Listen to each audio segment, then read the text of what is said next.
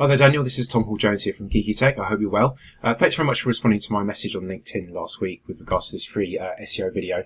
I think it's probably back in, I think it was around about September 2017, we niched towards technology-based industries with a pure focus on search engine optimization. And that's really what got me sort of having a poke around at your site. Now, I promise the next 5 to 10 minutes isn't going to be a sales pitch about how good we are, although we are very good if you do need a hand. This is really just a pure focus on on-page SEO with regards to your site. Actually, just before we do kick off, just so you know who we are, you can find us here at geekytech.co.uk. You can learn a bit more about us here on our homepage, and also if you were to click on our story, you can learn a bit more about the team, how we got together, and why we love what we do.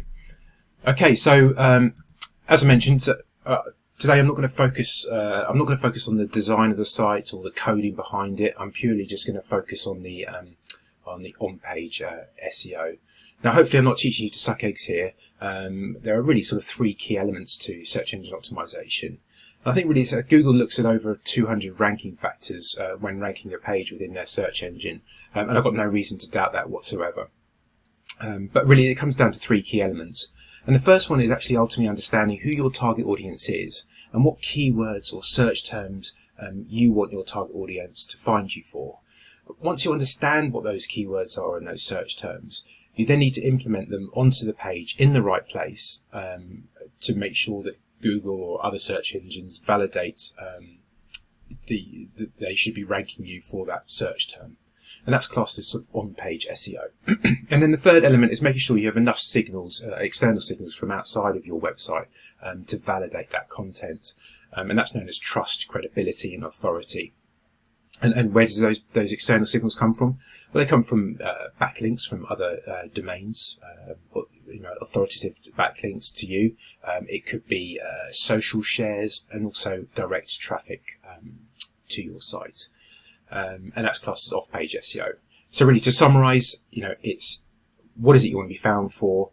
Once you understand that, implementing those words on the page in the right place. And then the third element is validating that content through external signals.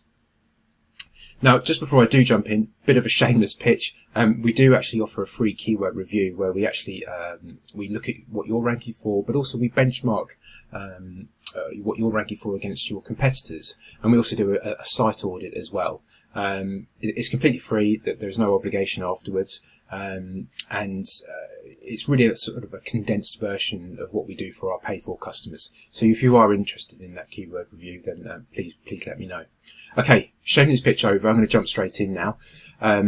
So the first thing I'm going to look at here is this is a free Google Chrome plugin. It's called SEO Quake.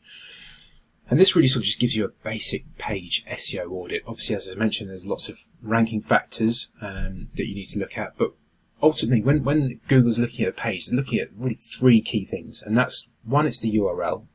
The other being the meta title. And also the other is being your H1 tag. And I'll come back to headings in a second. So your first one, I'll just run through a few things here. Got a lot of green ticks, which is great, but there's definitely some things you could focus on to sort of help with your rankings. So the first one here, this is your URL, your meta title, and your meta description here.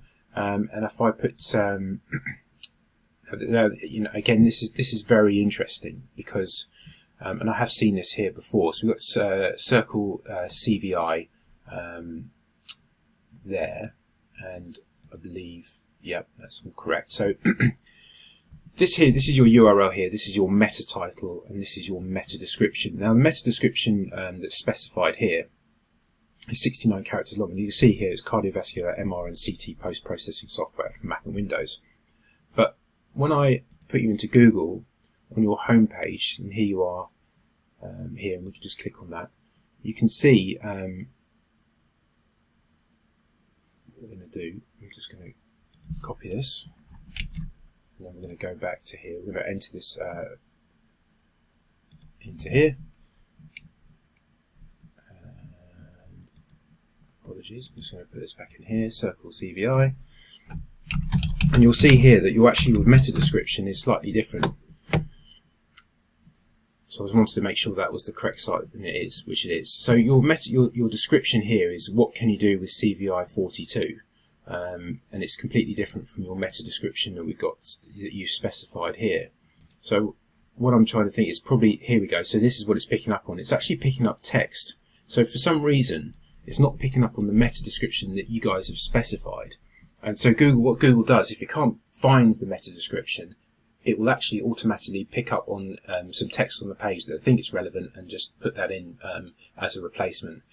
So you might want to have a quick look at that, have a look at the meta description and see why that is different. And as you can see, it's pulling all this text in here, but actually what you've got specified is this meta description here. And for some reason, there must be some coding or something that's preventing your meta description from showing. As you can see, your meta title is showing here, so that's all good. And there's your URL, so there's no problems there. But that meta description, I do suggest you have a look at. The meta title is fine in the way of length. You can have anything up to 70 characters. When you do sort out the meta description side of things, you can have anything between 160 and 300 characters to fully optimize it.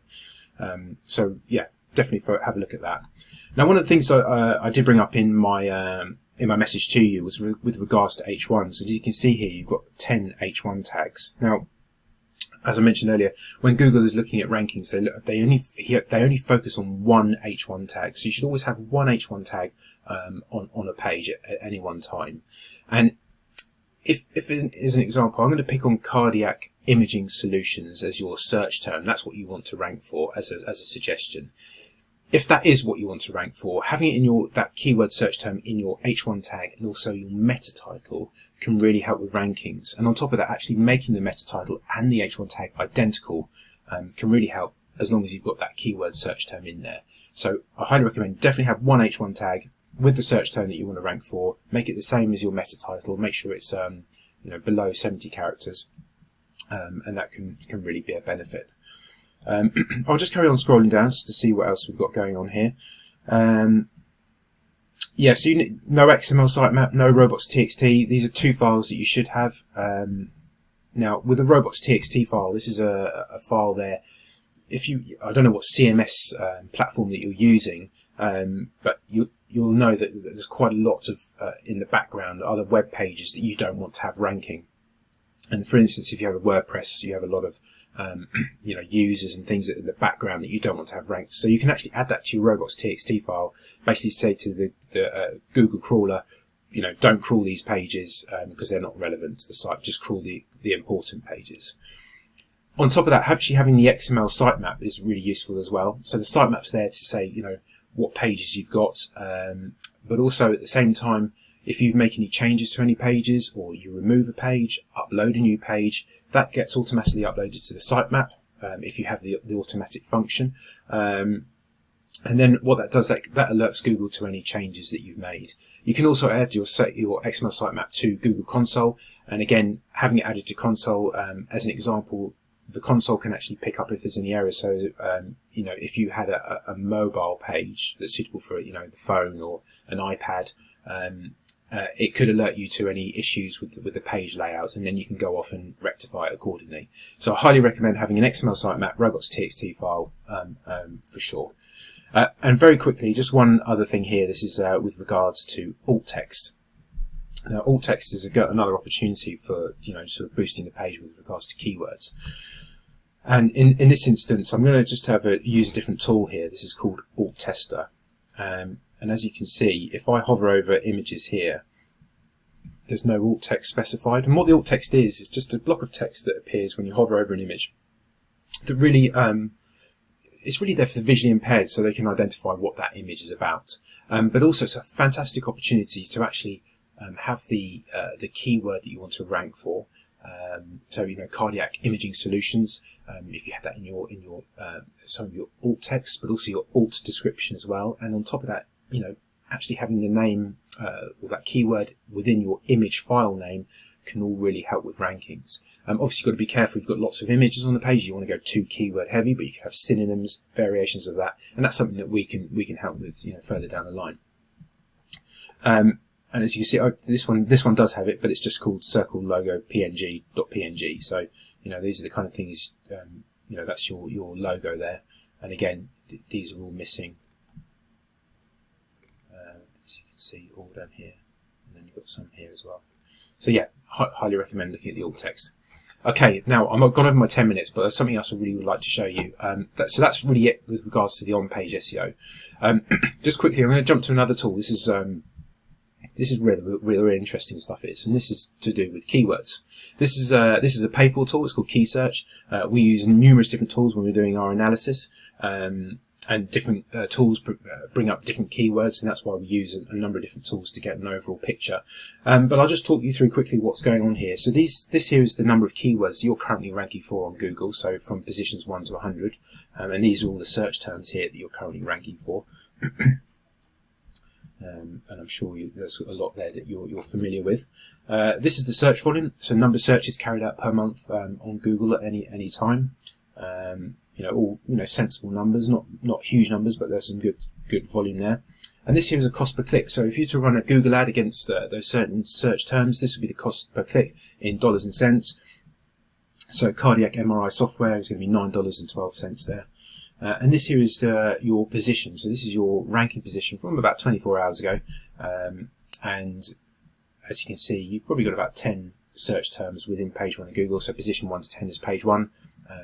Page 2, 11 to 20, etc., etc. And this here is just a difficulty score, so it's built within this tool, so how difficult it is to rank for these certain keyword terms, and probably from a score from about 30 upwards is like a moderate competitiveness. Anything above 40 then becomes a lot more challenging. Doesn't mean you can't rank for it, just means there's a lot more competition there.